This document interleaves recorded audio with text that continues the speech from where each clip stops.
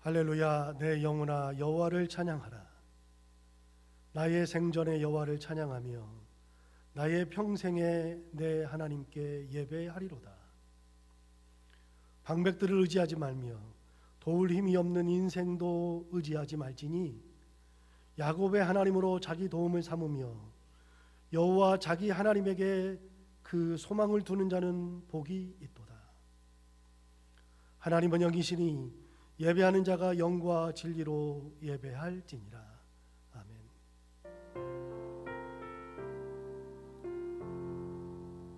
주님을 경배하리라. 내 맘과 정성 다하여 놀라우신 주님의 크신 능력 경배하리라. 주님을 경배하리라. 내 맘과 정성 다하여 주 안에서 언제나 사랑하리라. 할렐루야. 주 안에서 언제나 사랑하리라. 할렐루야.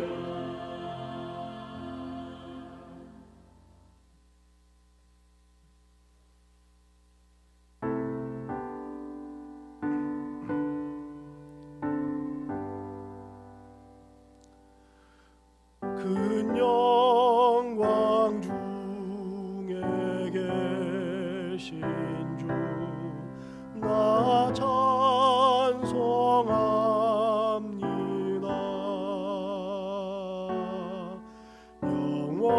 영원히 계신 주 이름 나 찬송합니다.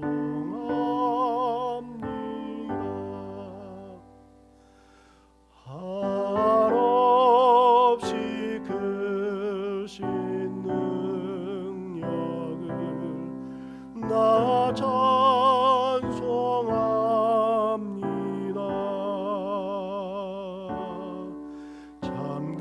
참되고 미쁜 그 언약 나 찬송합니다.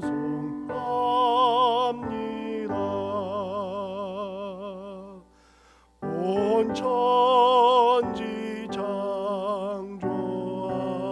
창조하시던 그 말씀이 있어 영원히 변치 않는 줄 나 믿사옵니다. 그 온유하신 충성 날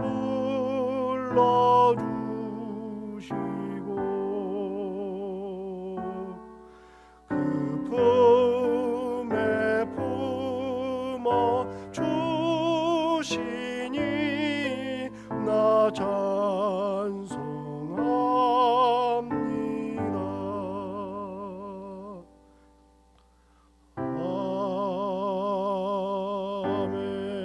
아멘.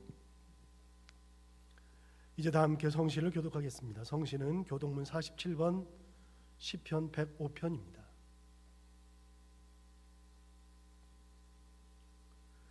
여호와께 감사하고 그의 이름을 불러 아뢰며 그가 하는 일을 만민 중에 알게 할지어다. 그에게 노래하며 그를 찬양하며 그의 모든 기이한 일들을 말할지어다. 그의 거룩한 이름을 자랑하라. 여호와를 구하는 자들은 마음이 즐거울지로다. 여호와와 그의 능력을 구할지어다. 그의 얼굴을 항상 구할지어다. 그의 종 아브라함의 후손 곧 택하신 야곱의 자손 너희는 그가 행하신 기적과 그의 이적과 그의 입의 판단을 기억할지어다. 그는 여호와 우리 하나님이시라. 그의 판단이 온 땅에 있도다. 그는 그의 언약 곧 천대에 걸쳐 명령하신 말씀을 영원히 기억하셨으니 이것은 아브라함과 맺은 언약이고 이삭에게 하신 맹세이며 야곱에게 세우신 율례 곧 이스라엘에게 하신 영원한 언약이라. 이르시기를 내가 가나안 땅을 내게 주어 너희에게 할당된 소유가 되게 하리라 하셨도다. 아멘. 그리스도 찬미송으로 우리의 신앙을 하나님께 고백하겠습니다. 너희 안에 이 마음을 품으라 곧 그리스도 예수의 마음이니 그는 근본 하나님의 본체시나 하나님과 동등됨을 취할 것으로 여기지 아니하시고 오히려 자기를 비워 종의 형체를 가지사 사람들과 같이 되셨고 사람의 모양으로 나타나사 자기를 낮추시고 죽기까지 복종하셨으니 곧 십자가에 죽으심이라. 이러므로 하나님이 그를 지극히 높여 모든 이름 위에 뛰어난 이름을 주사 하늘에 있는 자들과 땅에 있는 자들과 땅 아래에 있는 자들로 모든 무릎을 예수의 이름에 꿇게 하시고 모든 입으로 예수 그리스도를 주라 시인하여 하나님 아버지께 영광을 돌리게 하셨느니라. 아멘.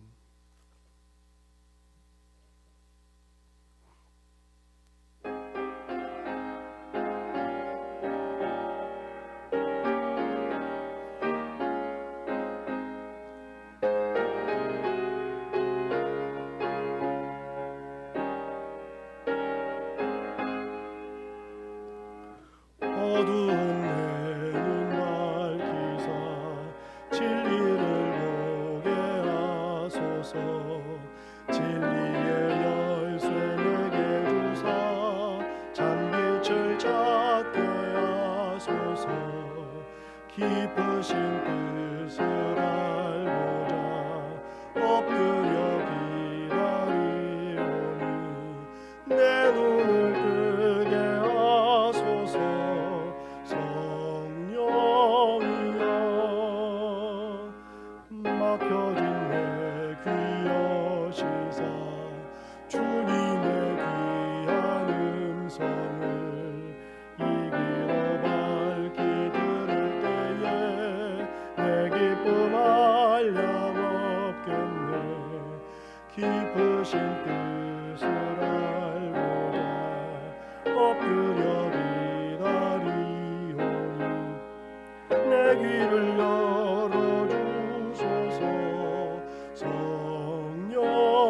성령이여 공해진 내 힘 여시사 복음을 널리 전하고 차가운 내 맘 녹여주사 사랑을 하게 하소서. 깊으신 뜻을 엎드려 기다리오니 내 입을 열어주소서.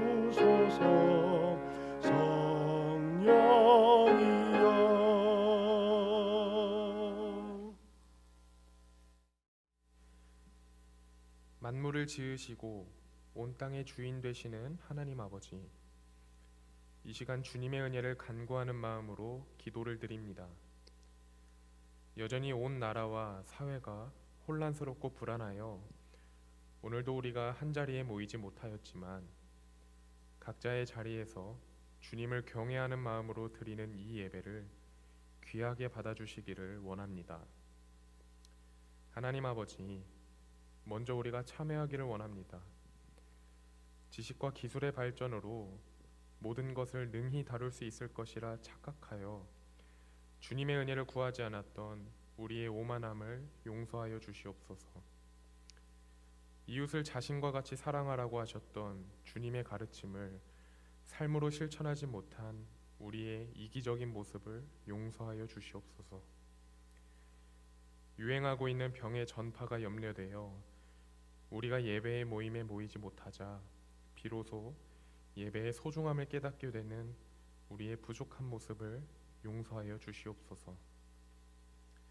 하나님 아버지, 우리가 주님의 용서를 구하며 우리를 일으키시는 주님의 은혜가 함께 임하기를 간구합니다.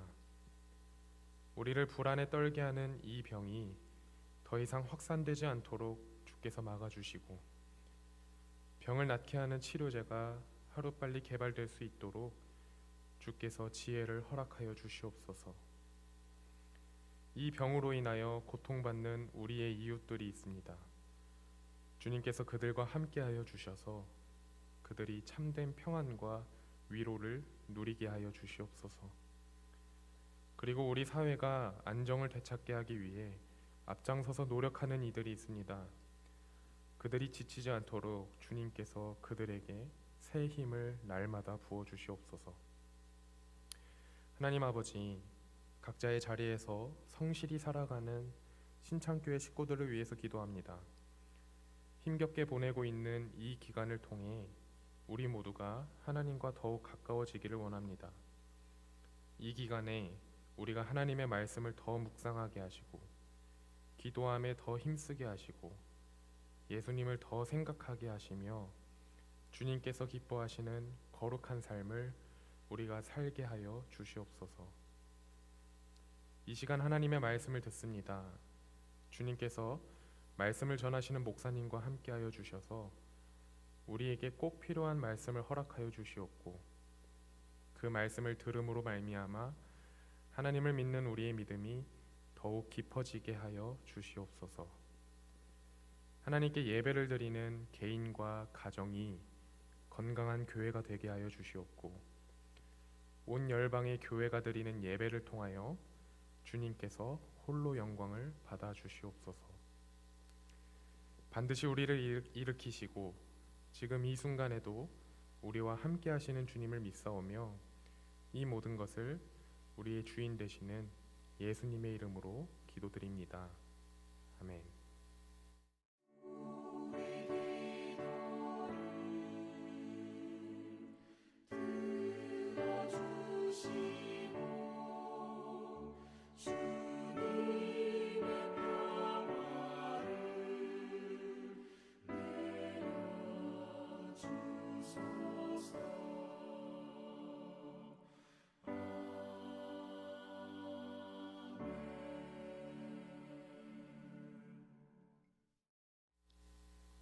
오늘 우리에게 주시는 하나님의 말씀은 구약 성경 사무엘상 15장 1절부터 11절까지의 말씀입니다.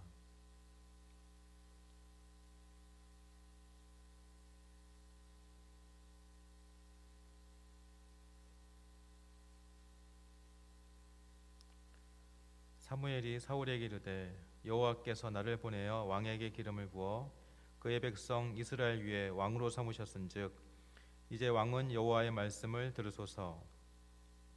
만군의 여호와께서 이같이 말씀하시기를 아말렉이 이스라엘에게 행한 일 곧 애굽에서 나올 때에 길에서 대적한 일로 내가 그들을 벌하노니 지금 가서 아말렉을 쳐서 그들의 모든 소유를 남기지 말고 진멸하되 남녀와 소아와 젖먹는 아이와 우양과 낙타와 나귀를 죽이라 하셨나이다 하니 사울이 백성을 소집하고 그들을 들라임에서 세어보니 보병이 20만 명이요 유다 사람이 10,000명이라. 사울이 아말렉 성에 이르러 골짜기에 복병시키니라. 사울이 겐 사람에게 이르되 아말렉 사람 중에서 떠나가라. 그들과 함께 너희를 멸하게 될까 하노라. 이스라엘 모든 자손이 애굽에서 올라올 때에 너희가 그들을 선대하였느니라. 이에 겐 사람이 아말렉 사람 중에서 떠나니라.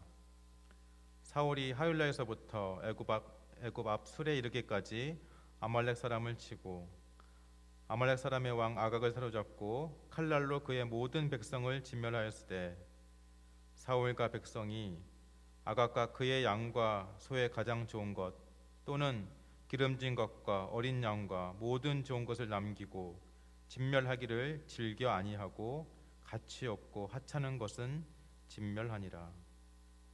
여호와의 말씀이 사무엘에게 임하니라. 이르시되 내가 사울을 왕으로 세운 것을 후회하노니 그가 돌이켜서 나를 따르지 아니하며 내 명령을 행하지 아니하였음이니라 하신지라.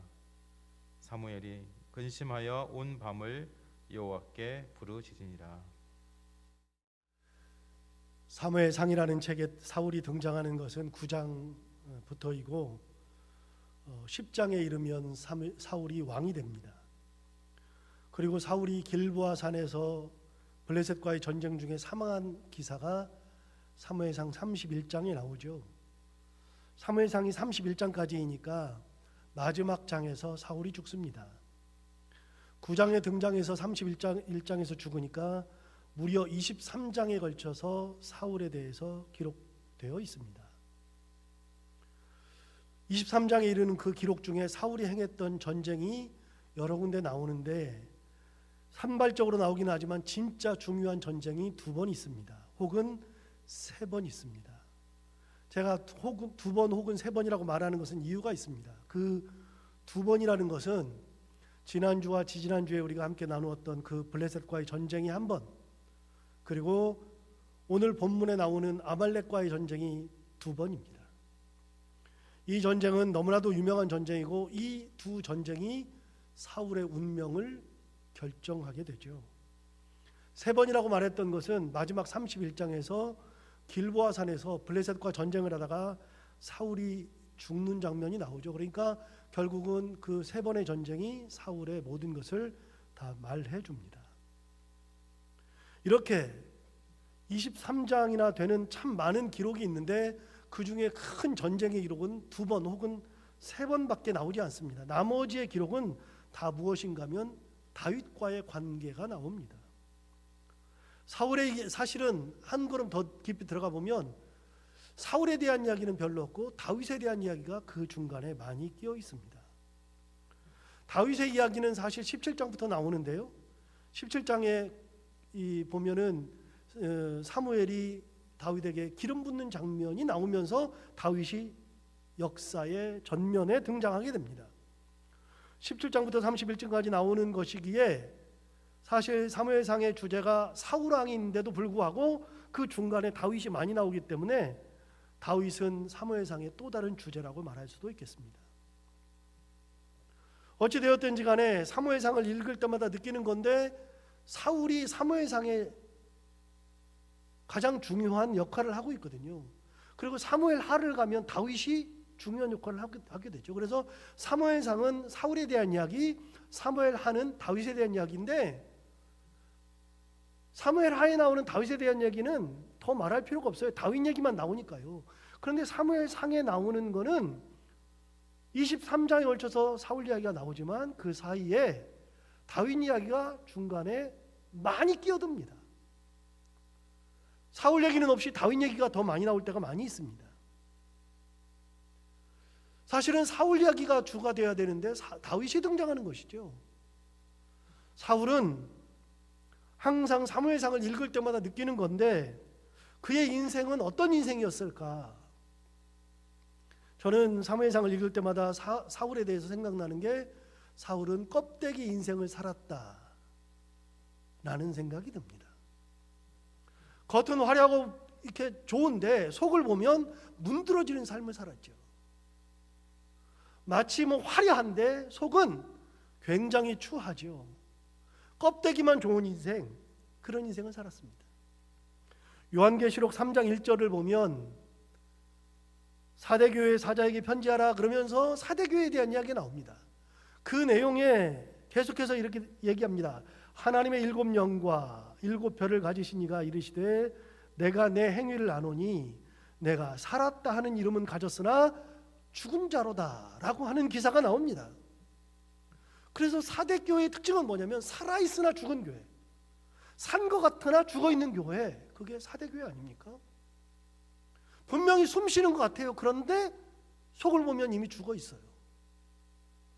그래서 이걸 보고 뭐라 그래요? 산송장이라 그럽니다. 살아있는데 송장과 똑같다는 거예요. 산송장. 사대교회가 어떤 교회예요? 산송장 같은 교회. 사울이 어떤 인생을 살았어요? 산송장 같은 인생을 살았어요. 살아는 있으나 별로 의미 없는 인생, 껍데기 같은 인생을 살았죠. 사대교회와 똑같은 삶을 살았다, 그렇게 생각이 듭니다. 왕으로 기름을 부은 사울이 왜 이렇게 되었을까요? 결론은 딱 하나입니다. 하나님을 버렸기 때문에 그렇습니다.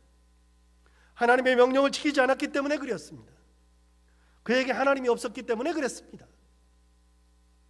이미 그가 왕이 된 지 2년 후에 있었던 첫 번째 전쟁, 지난주와 지지난주에 나눴던 그 첫 번째 전쟁 당시에 블레셋과의 전쟁에서 이미 이런 취급을 받았었습니다.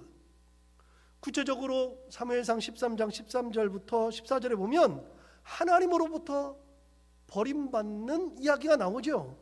사무엘상 13장 13절부터 14절을 볼까요? 사무엘이 사울에게 이르되 왕이 망령되이 행하였도다. 왕의 하나님 여호와께서 왕에게 내리신 명령을 지키지 아니하였도다. 그리하였더라면 여호와께서 이스라엘 위에 왕의 나라를 영원히 세우셨을 것이거늘 14절 지금은 왕의 나라가 길지 못할 것이라. 그러면서 뭐라 그러냐면 여호와께서 왕에게 명령하신 바를 왕이 지키지 아니하였으므로 여호와께서 그의 마음에 맞는 사람을 구하여 여호와께서 그를 그의 백성의 지도자로 삼으셨느니라. 이렇게 이야기하잖아요. 사울에게 닥친 위기였습니다. 무슨 위기냐? 하나님의 말씀을 듣지 않는 위기, 명령대로 살아가지 않는 위기, 자기 생각대로 살아가는 그 위기, 그런 위기가 닥쳤었잖아요. 그 위기의 출발점은 100% 그의 삶에서 하나님이 없었기 때문에 일어난 겁니다. 내 뜻만 살아있기 때문에 그렇습니다. 하나님의 말씀대로 하나님의 명령대로 살지 않고 자기 뜻대로 살았기 때문에 이렇게 된 것이죠. 그럼 여러분, 그 위기를 극복할 수 있는 방법이 있을까요? 그 위기를 극복할 수 있는 방법이 있죠. 어떻게 하면 이겨요? 극복해요? 간단합니다. 위기를 극복하는 방법은 진짜 간단한데요. 위기를 찾아서 자기에게 닥친 위기가 무엇 때문인지 그 원인을 찾아서 그 원인을 없애버리면 극복이 되는 겁니다. 간단한 거 아니에요? 감기 걸렸으면 어떻게 해요? 감기를 제거해야죠. 예를 들어 볼까요?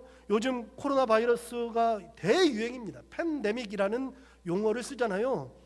여러분, 세계적 대유행 단계가 있습니다. 아직까지 이것이 왜 큰 문제가 되냐면 우리가 이것을 이길 수가 없습니다.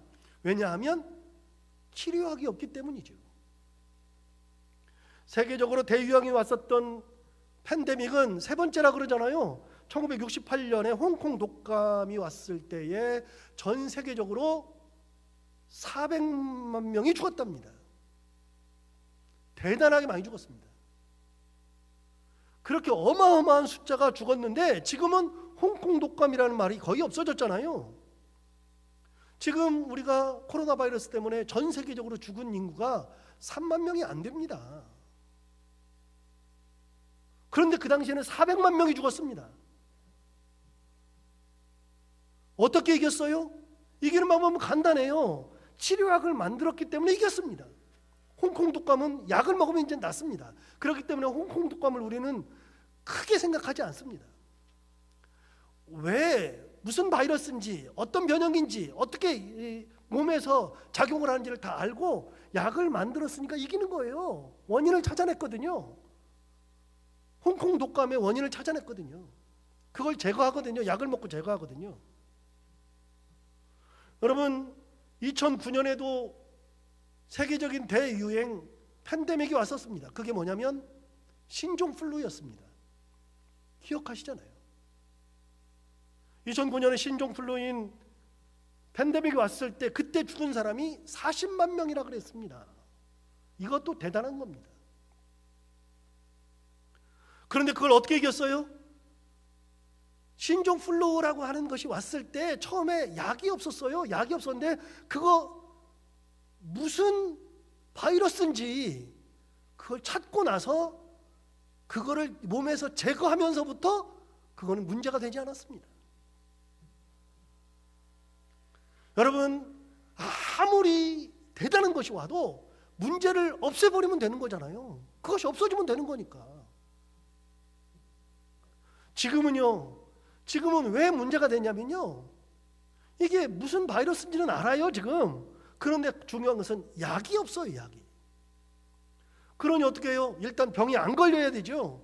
병이 안 걸릴 수 있는 것은 간단한 거예요. 그 원인이 있어요. 원인만 제거하면 우리가 병이 안 걸려요. 그럼 그 원인이 뭐예요? 누군가 그 바이러스를 가지고 있는 사람이 말을 할 때나 밥을 먹을 때나 뭘 할 때 침이 튀는데 그 침이 내 호흡기로 오기 때문에 내가 걸리는 거거든요. 그 바이러스가 나한테 들어와서 폐에 들어가면 폐렴이 되는 거니까요. 그래서 어떻게 하면은 안 걸려요? 간단한 거예요. 그거는 막으면 돼요. 바이러스가 내한테 들어오지 못하도록. 그럼 어떻게 해요? 그래서 하는 게 뭐예요? 마스크 쓰면 된다 그러잖아요. 마스크를 쓰면 일단은 그렇게 바이러스가 걸린 사람도 마스크를 쓰고 있으면 마스크를 썼기 때문에 침이 튀질 않으니까 괜찮은 거고요. 그리고 바이러스에 안 걸린 사람도 마스크를 쓰고 있으면 혹여라도 바이러스가 와도 제 호흡기로 들어오지 않기 때문에 안 걸린다는 거 아닙니까? 그래서 마스크를 써야 된다는 거 아니잖아요. 마스크들 열심히 써야 돼요. 그리고 두 번째, 그 바이러스가 내 몸에 묻어 있을 수 있잖아요. 그거 중에 가장 많은 게 이제 손에 묻는 것이 문제가 되는데, 몸이야 뭐 내가 몸으로 호흡기에 넣을 수가 없으니까요. 그런데 손에 묻은 걸 가지고 씻지도 않고 코를 만지고 입가를 닦고 눈을 만지면 바이러스가 몸에 침투하게 되는 거니까요. 그래서 뭐 하라 그래요? 손 잘 씻으라 그러잖아요. 손을 잘 씻을 때 어떻게 하라고요?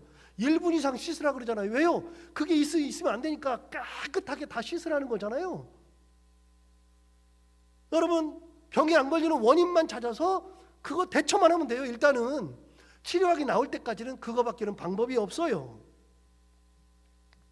원인을 알았잖아요. 침이 들어오면 안 된다는 원인을 알았잖아요. 그러니까 들어오지 않으면 되는 겁니다. 그러면 예방이 되는 겁니다. 일단 마스크 잘 쓰고 손만 잘 씻어도 발병률은 현저하게 줄어드는 겁니다. 그리고 약을 개발하면 그때는 더 이상 코로나로 인해서 죽는 사람이 없어집니다. 그 약만 먹으면 되니까요. 그 약이 벌써 상용화 될 것 같기도 하고 올 연말이면 나온다 그러니까 그때까지 잘 견디면 이제는 코로나 바이러스 때문에 우리가 죽을 일은 없다는 거 아닙니까? 여러분, 정확하게 원인을 알아야 치료가 되는 것은 당연한 거 아니겠어요? 병만 그런 것이 아니라 우리의 삶도 그래요. 우리의 삶에도 원인을 정확히 알고 그걸 제거해야지만 되는 겁니다. 예를 들어서 학생들이 막 불안해해요. 학생들이 불안해하는데 이유가 뭘까? 가만히 보니까 공부를 안 해서 그래요. 시험이 다가오니까 공부를 안 해서 불안해요. 그럼 여러분 어떻게 하면은 불안한 마음에서 해방돼요? 간단한 거예요. 공부를 해야지 해결하는 거예요. 학생들이 막 불안해서 원인이 뭘까 하고 찾아보니까 친구들과 관계가 안 좋아요. 감정이 상해졌어요. 그럼 어떻게 해야 돼요? 친구하고 화해를 해야만, 그래야지만 마음이 편해지는 겁니다. 원인이 그거면 그 원인을 제거해야죠. 우리도 그렇습니다. 부부간에 마음이 상하면 좋지 않아요. 매일 싸워요. 그럼 그 원인을 정확히 알고 그 원인을 해결해야죠. 예를 들어서 한 사람의 말투가 너무나도 안 좋아요. 말을 들을 때마다 상처가 돼요. 너무 무시하는 말을 많이 해요. 그러면 어떻게 해야 돼요? 무시한 말 하지 말아야죠. 그래야지 상처가 안 되죠. 그래야 안 싸우죠. 술 먹고 매일 늦게 들어와요. 그러면 맨날 싸우죠. 그럼 어떻게 하면 해결돼요? 술 안 먹는 게 해결책이고요. 일찍 들어오는 게 해결책이에요. 어려운 얘기인데 그래야지만 해결이 되는 겁니다. 정확히 원인을 알고 그걸 제거하면 됩니다. 사울의 문제가 무엇입니까?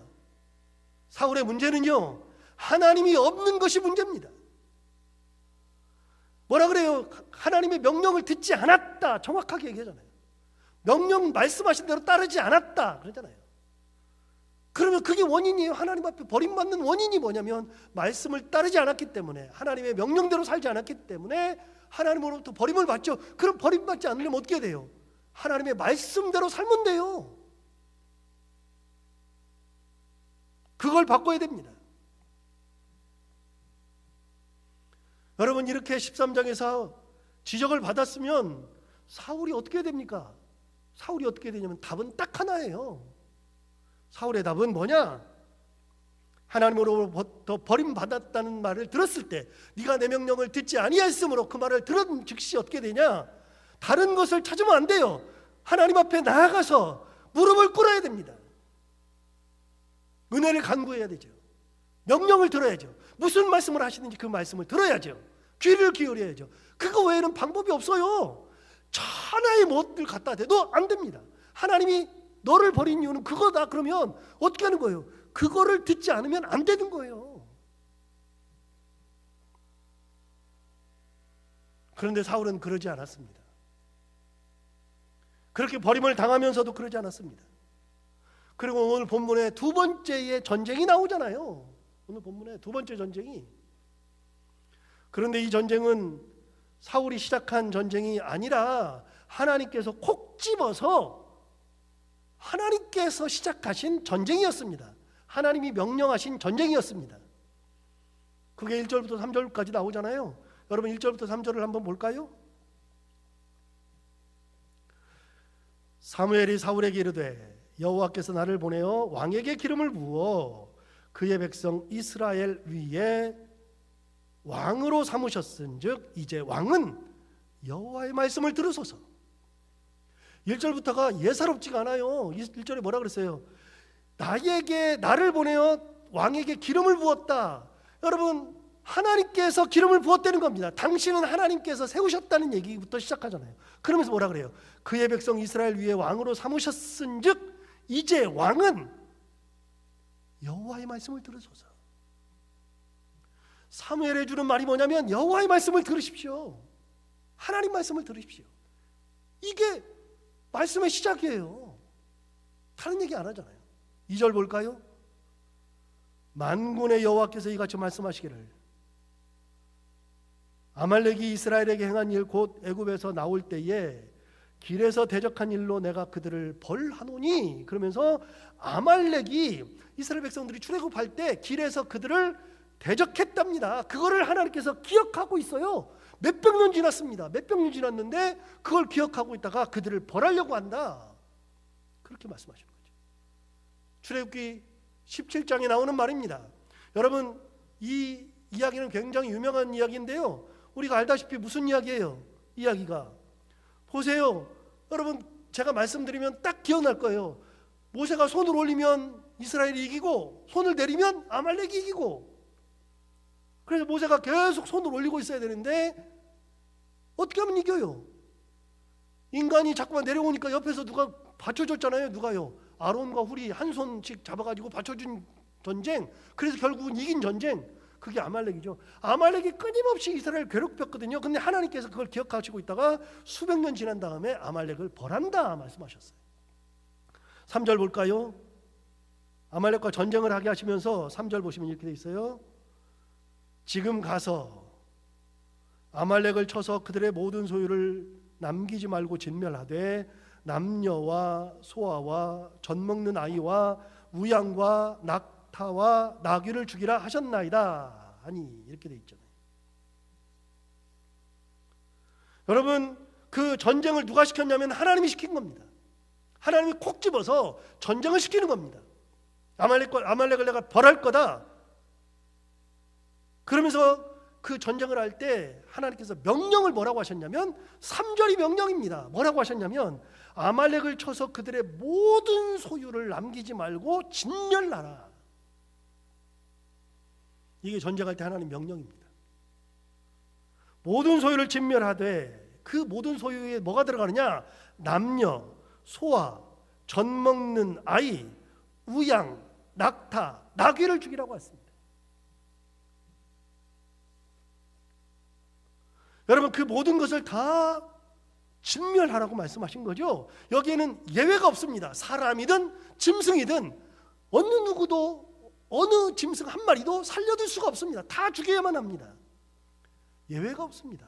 만약에 예외라면 하나님 말씀하셨을 거예요. 그 중에 이런 것들은 살려라 말씀하셨겠죠. 근데 하나님은 그런 말씀을 하신 적이 없어요. 진멸하라 그래서 진멸, 싹 다 진멸하라. 그 명령을 듣고 사울이 백성을 소집합니다. 백성을 소집하고 보니 보병이 20만 명이었고 유다 사람이 10,000명이었다고 성경 사무엘상 15장 4절이 이야기하잖아요. 그래서 21만 명이 참여하게 된 것입니다. 이게 얼마나 대단한 거냐면요, 지난번에 살펴본 것과 같이 사울이 왕이 되고 나서 2년 만에 블레셋과 전쟁을 할 때 참여했던 병사의 수가 고작 몇백 명이었습니다. 그런데 지금은 21만 명이 모였습니다. 엄청난 대군이 모인 거죠. 게다가 이 전쟁은 하나님께서 명하신 전쟁이죠. 하나님이 하라 그랬어요. 그들을 멸한다고 말씀하셨죠. 그러므로 그냥 가서 싸우기만 하면 됩니다. 승리가 보장된 전쟁입니다. 머리 쓰고 작전 짜고 뭐 만들고 유인하고 돌격하고 등등의 군사적 작전이 필요가 없는 전쟁입니다. 그냥 가서 싸우면 이기는 겁니다. 그러니까 이기는 것을 보장받고 전쟁을 시작하는 거잖아요. 그렇게 전쟁을 했으니 누가 이겨요? 당연히 이스라엘이 이깁니다. 그래서 놀랍게도 성경은 이 전쟁에서 어떤 일들이 일어났는지에 대해서 별 설명이 없어요. 그 과정에 대한 설명이 없어요. 다만 7절과 8절에 보면 이렇게 기록하고 있잖아요. 사울이 하윌라에서부터 애굽 앞 술에 이르기까지 아말렉 사람을 치고 아말렉 사람의 왕 아각을 사로잡고 칼날로 그의 모든 백성을 진멸하였다라고 되어 있잖아요. 결과만 딱 내놨습니다. 결과만. 전쟁할 때 뭐 이렇게 했다 저렇게 했다 누가 죽었다 뭐 그런 소리가 없습니다. 전쟁에 대한 과정이 다 생략되어 있고 오로지 결과만을 딱 기록하고 있죠. 왜 그래요? 여러분, 과정이 필요 없잖아요. 하나님께서 이 전쟁 하라 그러셨으니 무슨 과정이 필요해요? 이스라엘 백성들이 몇 명 죽었는지 부상이 몇 명인지 그런 기록도 없어요. 하기야 무슨 부상이고 무슨 사망이에요. 그런 거 없지 않겠어요? 그렇게 진멸하는 전쟁을 하게 된 겁니다. 그리고 결과는 아말렉이 참담하게 참패를 당했습니다. 그런데 문제가 생겼잖아요.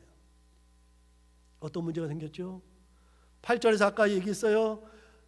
사울이 하윌라에서부터 애굽 술에 이르기까지 아말렉 사람을 치고 그랬는데 그렇게 아말렉 사람을 친 것까지는 좋았어요. 그런데 9절에 보면 8절에 보면 아말렉 사람의 왕 아각을 사로잡았고 칼날로 그의 모든 백성을 진멸하였다. 다 죽인 거는 맞는데 그 중에 한 명 아각은 사로잡았다고 얘기하잖아요. 왕을.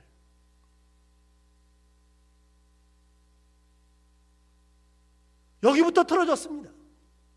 하나니까, 하나 살려둔 거니까 이 정도는 뭐 괜찮지. 내가 다 했는데, 지금까지 내가 하나님 말씀대로 다 했는데, 싹 다 죽이라고 해서 다 죽였는데, 왕인데 그냥 왕 하나 살려둔 거지. 내가 그냥 얘는 자비를 베풀어 줄 수도 있고 얘를 노예로 만들 수도 있고, 내가 정복군의 왕이니까 나의 위엄을 높일 수도 있고, 왕 하나 살린 거니까 뭐 다 들었는데 뭐 하나 살린 거죠. 여러분, 그럼 돼요? 그렇게 하나만 살리면 돼요?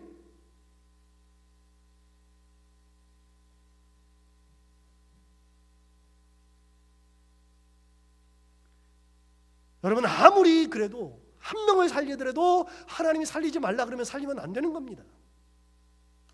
이미 하나님의 말씀을 저버린 것이지요. 9절도 한번 읽어볼까요? 9절에 보면 이렇게 이야기하고 있습니다. 사울과 백성이 아각과 그의 양과 소의 가장 좋은 것 또는 기름진 것과 어린 양과 모든 좋은 것을 남기고 진멸하기를 즐겨 아니하고 가치 없고 하찮은 것은 진멸하니라. 좋은 것들은 다 남겨놓고 가치 없고 하찮은 것들은 진멸했대요. 그런데 그 좋은 것들을 죽이지 않을 때, 진멸하지 않을 때 뭐라 그러냐면, 여기 보면 뭐라 그랬어요? 그것들을 남기고 진멸하기를 즐겨하지 않았다. 즐겨 아니하였다. 좋아 보이잖아요. 좋잖아요. 엄청 좋은 거니까 살려둔 겁니다. 자기 눈에 좋은 것들은 다 살린 거죠. 여러분, 그거 양들이나 소가 무슨 죄가 있어요? 그것들은 좋은 건데 거기다가 이 양들 소들 얘네는 우리한테 반항도 못해요. 하나님 앞에 반항도 못해요. 그러니까 괜찮잖아요. 왕이야 뭐 한 명 살린 거니까 괜찮고 양들이나 소는 진짜 좋아 보이잖아요. 여러분 그러니까 돼요? 여기서 잠시 아까 설교 도입 부분에 우리가 나눴던 말씀으로 다시 한번 돌아볼까요? 사울 왕이 왜 버림받았어요? 그것은 하나님의 명령을 어겼기 때문에 그렇습니다. 하나님이 없었기 때문에 그렇습니다. 자기 생각대로 했기 때문에 그렇습니다. 그럼 아까 읽었던 사무엘상 13장 13절 14절을 다시 한번 읽어볼까요? 사무엘이 사울에게 이르되 왕이 망령되이 행하였도다. 왕이 하나님 여호와께서 왕에게 내리신 명령을 지키지 아니하였도다. 이미 첫 번째 전쟁에서 지키지 않았어요. 그래서 당신이 하나님의 명령을 지키지 않았다, 망령되다 얘기한 적이 있잖아요. 이미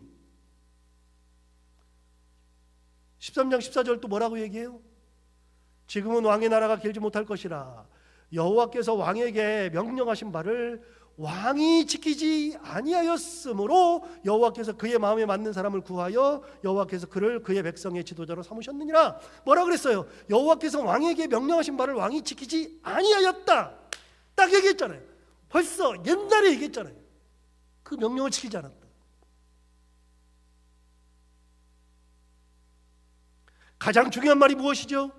왕이 하나님 여호와께서 왕에게 내리신 명령을 지키지 않았다. 이게 가장 중요한 말입니다. 그것을 지키지 않은 거죠. 그래서 결국 버림을 받았잖아요. 여러분, 그런데 두 번째 전쟁에서 동일한 일이 벌어졌습니다. 신앙생활이라고 하는 것이 무엇인지에 대해서 본질적인 질문을 한번 던져볼까요? 여러분, 신앙생활이 무엇입니까? 신앙이라는 것을 먼저 볼까요? 신앙이라는 것이 무엇이죠? 신앙이라는 것은 신자와 앙자의 합성어입니다. 신은 믿을 신자에다가 앙자는 우러러볼 앙자입니다. 이 둘을 합하면 무슨 말이죠? 믿고 우러러본다는 겁니다. 그러면 뭘 믿고 뭘 우러러본다는 거예요? 여러분, 믿는다는 것이 뭐예요? 무엇을 믿어요?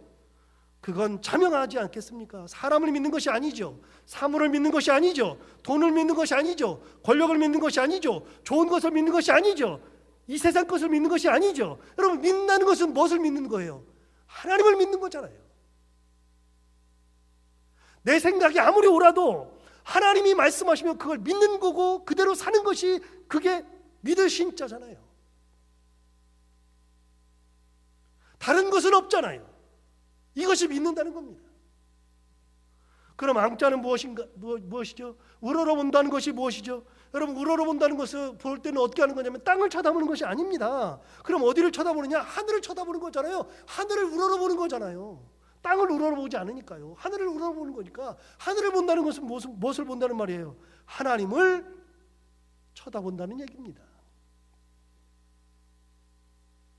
고개를 이렇게 위로 들고 하나님을 보고 있는 겁니다. 세상 것을 보지 않습니다. 뭐 대단한 것을 보지 않습니다. 내가 좋아하는 것을 쳐다보지 않습니다. 밑에 멋이 떨어졌다 그래서 밑을 쳐다보지 않습니다.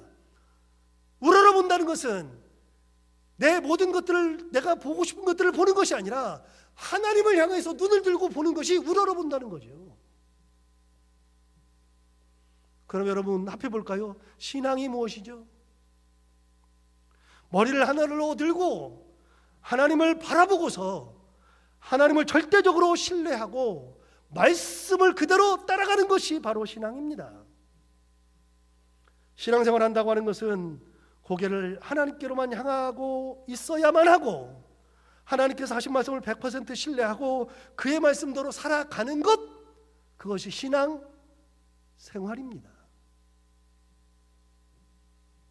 내 경험을 의지하지 않아요. 내 지식을 의지하지 않아요. 내가 가지고 있는 배경을 의지하지 않아요. 사람들을 의지하지 않아요. 내가 가진 것이 아무리 좋아도 그걸 의지하지 않아요. 그거를 구하려고 다니지 않아요. 하나님의 은혜를 온전히 붙드는 것이 신앙입니다. 그런 의미로 볼 때 사울은 제대로 된 신앙인이 아니었습니다. 내가 좋으면 내 겁니다. 내가 좋으면 하는 겁니다. 하나님께서 하신 말씀을 귓등으로도 듣지 않은 겁니다. 놀라운 것은 그것 때문에 버림을 받아놓고서 결국은 또 그런 짓을 또 하고 있는 거잖아요. 직접적으로 하신 말씀을 듣지 않은 겁니다.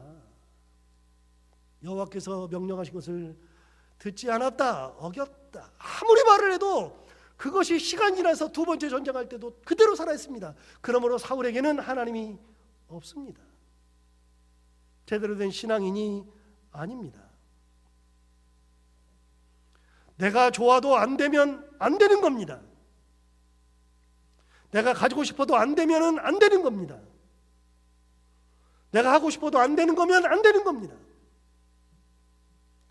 분명한 것은 안 되는 것은 절대로 안 되는 겁니다. 무슨 이유를 붙여도 안 됩니다. 어떤 대단한 것을 가지고 와도 안 됩니다. 하와가 선악과를 따먹을 때 창세기 3장 6절에는 이렇게 기록되어 있잖아요. 여자가 그 나무를 본즉 먹음직도 하고 보암직도 하고 지혜롭게 할 만큼 탐스럽기도 한 나무인지라 여자가 그 열매를 따먹고 자기와 함께 있는 남편에게도 주매 그도 먹은지라 라고 되어 있죠. 하와가 보니까 먹음직해요. 보암직해요. 탐스러워요. 그래서 그걸 따먹은 다음에 남편에게 주매 남편도 그대로 먹었어요. 여러분, 아무리 먹음직스러워도 아무리 보암직해도 아무리 탐스러워도 안 되는 거는 안 되는 겁니다. 동산 중앙에 있는 선악을 알게 하는 나무의 열매는 먹지 말라 하셨으면 안 되는 겁니다. 아무리 좋아도 안 됩니다. 내 인생을 바꿀 만큼 대단한 것이어도 안 됩니다. 사울이 뭘 잘못했어요? 안 된다고 하셨는데도 고집을 부린 거죠. 도대체 뭘 들은 거죠? 만약 하나님의 명령을 들었을 때 자기 생각과 다르면 진멸하여라, 아무것도 살리지 말아라. 그래서 내 생각과 다르면 어떻게 되냐면 그 자리에서 하나님께 여쭤야 됩니다. 하나님, 제 생각에는 좋은 거는 남기면 좋겠는데요. 예를 들어서 소나 양이나 기름진 거나 진짜 살찐 것들은 얘네들이 죄가 없으니까요. 얘네들을 그냥 살리면 어때요? 하나님께 물어야죠. 하나님이 그래도 안 된다. 그럼 내가 이해가 안 되면 또 물어야죠. 그래도 하나님, 그걸 남겨가지고 하나님 앞에 예배 드릴 수도 있는 거고 우리 백성들 배불리 먹을 수도 있는데 남기면 진짜 좋겠는데요. 하나님 어떡하죠? 하나님이 그래 알았어 그러면 그렇게 해라 할 수도 있는 것이고 아니면 그래도 안 된다 그렇게 말씀할 수 있는 거죠. 여러분, 그럼 어떻게 돼요? 하나님과 그 당시에 묻고 듣고 묻고 듣고 묻고 듣고 묻고 들어도 하나님 말씀을 끝까지 들어서 내가 그 앞에서 순복을 해야죠. 말씀 앞에 순복을 해야 되는 거죠. 내 생각으로 끝까지 가는 게 아니라 하나님의 말씀에 내가 순복해야죠.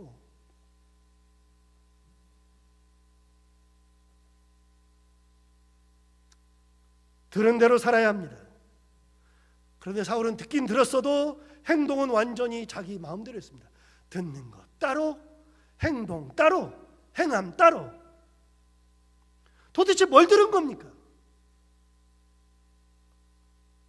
그 들은 것은 아무런 상관없이 자기 마음대로 살았습니다. 신앙인이 아닙니다. 다시 한번요. 신앙이 뭐라고요? 얼굴을 하늘로 향해서 하나님을 보고 하나님을 바라보면서 하나님 하시는 말씀대로 살아가는 거, 그걸 100% 신뢰하고 따라가는 거, 이게 신앙입니다. 신앙생활이 무엇입니까? 그렇게 하면서 살아가는 삶이 신앙생활입니다. 내 뜻을 가지고 살아가는 게 신앙생활이 아니고요. 내가 좋다고 해서 그것대로 가는 것이 신앙생활이 아니고요. 내 뜻은 접고 하나님의 은혜대로, 하나님의 말씀대로, 명령대로 살아가는 것이 신앙생활입니다. 결국 진짜 사울이 하나님 앞에 버림을 받습니다. 여러분, 성경을 펴서 15장 10절 위를 보십시오. 제목이 나올 텐데요. 제목이 뭐라고 되어 있습니까? 여호와께서 사울을 버리시다. 아주 직접적으로 기록하고 있습니다. 여호와께서 사울을 버리시다. 이제는 더 이상 하나님께서 사울에게 참지 않으시는 거죠. 버린 거죠. 그럼 10절부터 11절 한번 볼까요? 여러분 10절 한번 보십시오. 여호와의 말씀이 사무엘에게 임하니라 이르시되 11절 내가 사울을 왕으로 세운 것을 후회하노니 그가 돌이켜서 나를 따르지 아니하며 내 명령을 행하지 아니하였음이니라 하신지라 사무엘이 근심하여 온 밤을 여호와께 부르짖으니라. 11절 보세요. 내가 사울을 왕으로 세운 것을 후회한다. 여기서 여러분 누가 세웠습니까?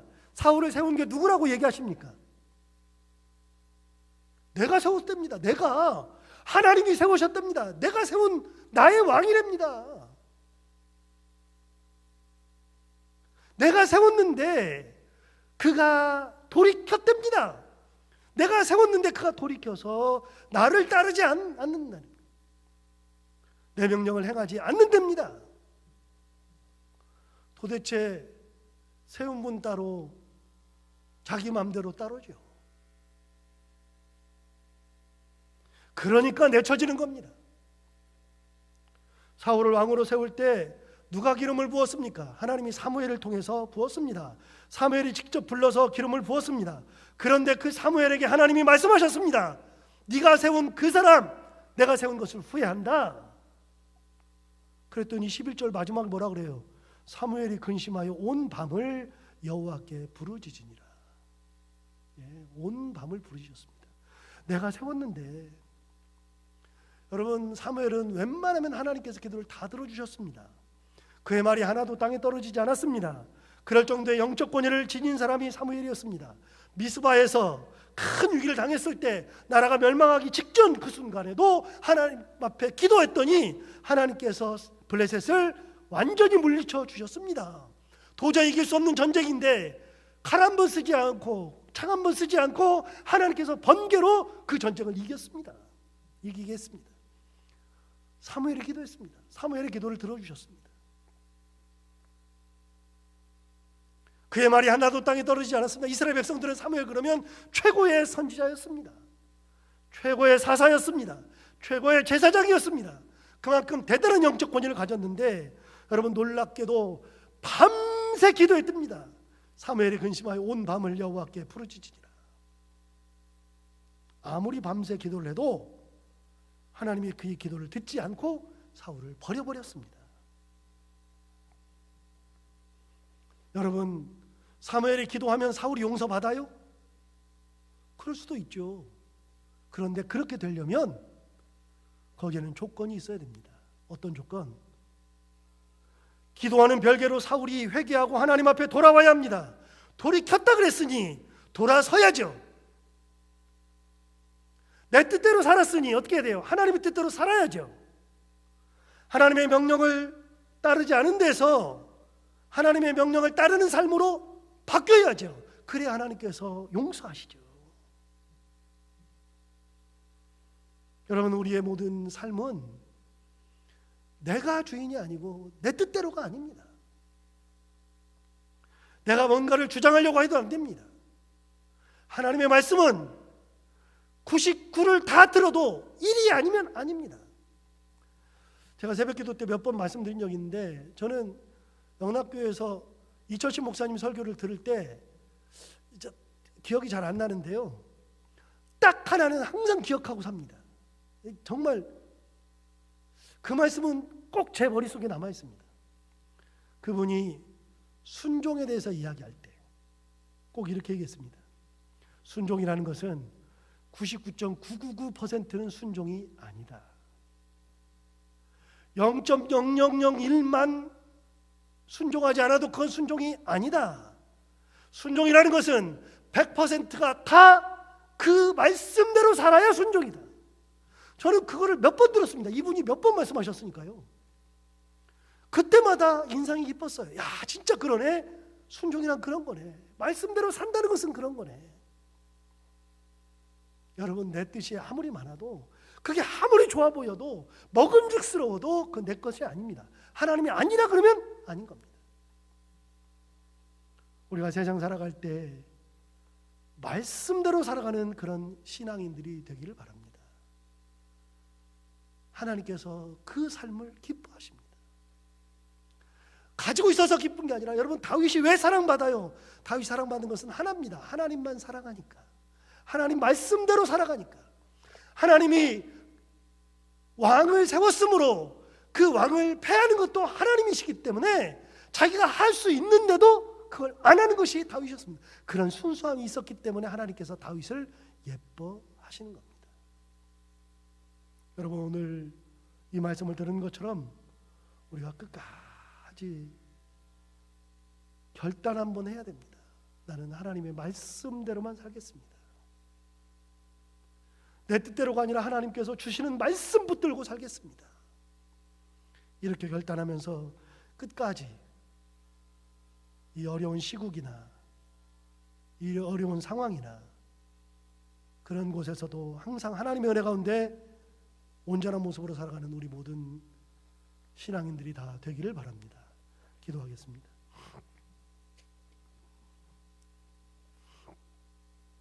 하나님 아버지, 우리는 진짜 순종한다고 생각하고 사는데 어느 순간에는 순종하지 않을 때가 있습니다. 말씀대로 산다 하는데 말씀이 뒷전일 때가 가끔 있습니다. 하나님 아버지, 어느 순간에든지 끝까지 하나님을 붙들고 하나님 은혜를 바라보며 하나님의 말씀을 떠나지 아니하며 돌이키지 아니하며 끝까지 하나님을 붙들고 살아가는 저희들 되게 하여 주옵소서. 왕이 되는 것이 중요한 것이 아니라, 왕이 아니 되어도 가진 것은 없어도 할 수 있는 것은 적어도 그래도 끝까지 하나님 말씀 하나 붙들고 살아가는 저희 믿음의 사람들이 다 되게 하여 주시고, 믿음의 가정이 되게 하여 주옵시고, 믿음의 교회가 되게 하여 주옵소서. 예수님 이름으로 기도하옵나이다. 아멘.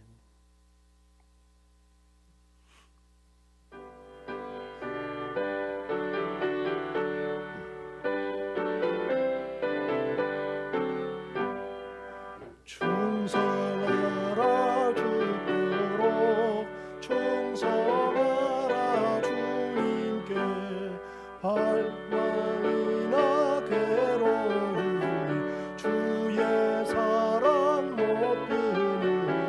충성하라 주도록 충성하라 끝까지 충성하라 주도록 충성하라 주님께 찬란하다 저 멸류관 들려온다 주의 음성 충성하라 주도록 충성하라 끝까지 충성하라 주도록 충성하라 주님께 항상 내가 힘쓰오니 주님 나를 도우소서.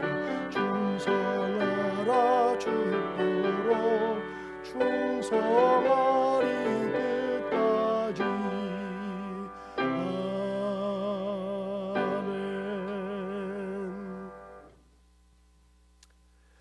아멘. 같이 예배를 드리지 못한 지가 벌써 3주입니다.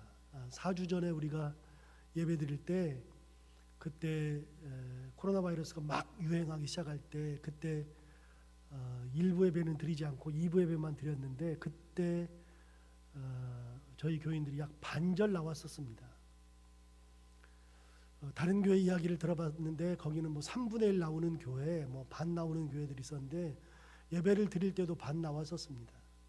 그때에 못 뵌 분들도 꽤 있고요. 그리고 벌써 3주째 뵙지 못합니다. 목사로서 너무나도 답답하기도 하고 힘들기도 하고 그러는데요. 여러분 조금만 더 힘내십시다. 힘내서 이거 잘 이겨내고 웃는 모습으로 만날 날이 속히 오기를 바랍니다. 그 사이에 아까 말씀드린 것처럼 마스크 잘 쓰시고요. 그리고 손 잘 씻고, 그리고 사람들과 약간 거리 좀 두시고, 웬만하면 집에서 나오지 마시고, 그렇게 건강하게 잘 보내시길 바랍니다. 새벽마다 제가 나와서 기도하고 있는데 기도할 때마다 우리 성도들이 다 떠오릅니다. 거짓말 같죠? 여러분 다 떠오릅니다. 왜냐하면 제가 여러분들 예배 드리는 데가 어딘지를 다 알거든요. 그래가지고서요 한 줄 한 줄 한 칸 한 칸 이렇게 지나갈 때마다 누가 앉았는지가 제 머릿속에 다 있어요. 그래서 기도할 때마다 다 떠오릅니다. 그러면 뭐 구체적으로는 다 기억하지 않아도 떠오르는 대로 계속 기도하고 그렇습니다. 그리고 뭐 주로 기도할 때마다 하나님 하루속히 이것이 지나가게 하여 주옵소서. 우리 성도들 건강 지켜 주옵소서. 한 명도 아프지 않게 하여 주옵소서. 교회가 시험 들지 않게 하여 주옵소서. 가정이 시험 들지 않게 하옵소서. 맨날 그렇게 기도하고 물기도하면서 기도하고 있는데 여러분 어느 곳에 있든지 기도하시면서 그렇게 건강하게 지내시다가 다시 만나게 되기를 바랍니다. 다음 주에 만나면 좋겠는데 다음 주에도 못 만날 가능성이 있습니다.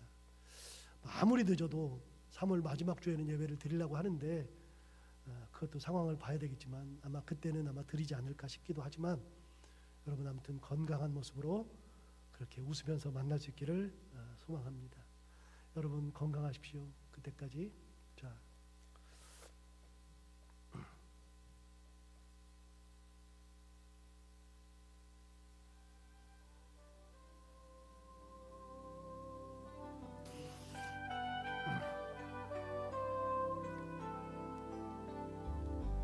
지나간 일들을 기억하지 않고 이전에 행한 모든 일 생각지 않으리. 사막의 강물과 길을 내시는 주 내 안에 새 일행하실 주만 바라보리. 가슴에 손을 얹고 자기 자신 축복하겠습니다. 주 나를 보시고 날 붙드시리. 나는 모배롭고 존귀한 주님의 자녀라. 옆 사람 축복하면서 주 나를 보시고 널 붙드시리. 너는 모배롭고 존귀한 주의 자녀라.